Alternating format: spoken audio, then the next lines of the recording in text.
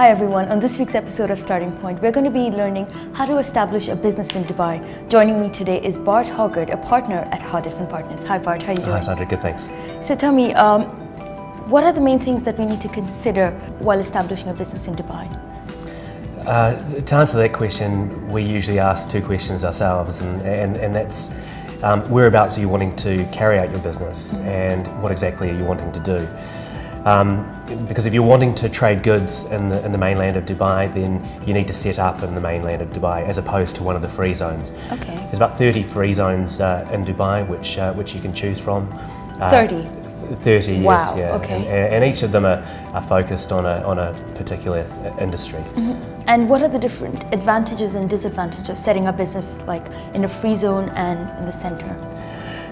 Well, the advantage of a free zone company is that foreigners can own 100% of the share capital of a free zone company.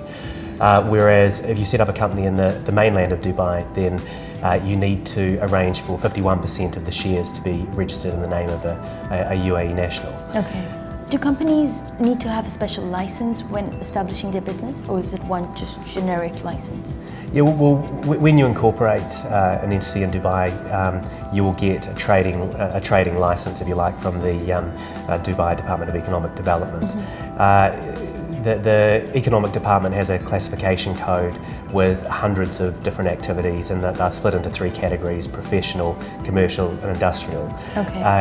So you can only carry out the specific activities that are noted on your license. So when you go to establish a company, you need to make sure that you've got the correct license for the scope of business that you want to carry out in the future. How long does it take to establish a business in Dubai, and what all is involved while doing so?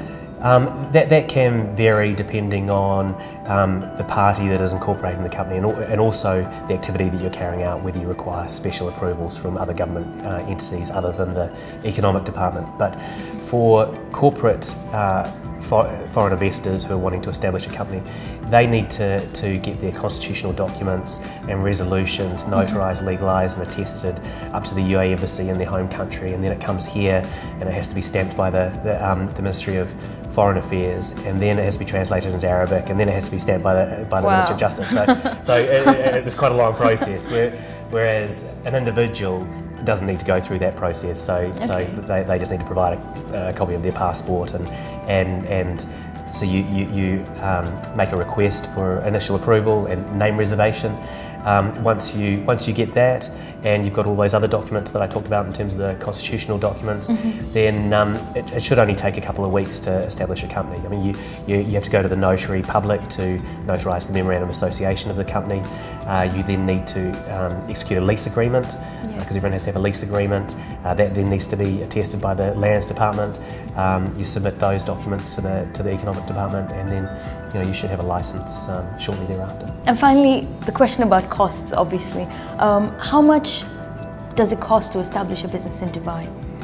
The main cost is the rent that you're going to pay under your lease, and in terms of the fees that are payable to the Economic Department, the registration fee is approximately 5% of your annual rent to register the company. There are a few nominal charges and notary fees, and then your annual licence fee, because you need to renew your licence every year. That will depend on the activities that you're carrying out. General trading is usually around 15,000 dirhams. Okay. And then you've got the cost of your lawyer, or to draft the documents and liaise with the authorities, or alternatively there are a number of registered agents out there as well that provide a similar service. So I mean, I think the fee for that service should be between around 20,000 dirhams and 30,000 dirhams, depending on the complexity of the setup. Okay, and is it like, I mean, can anyone set up a business? I mean, if you have this cost, say for example, the minimum cost of say 20,000 dirhams.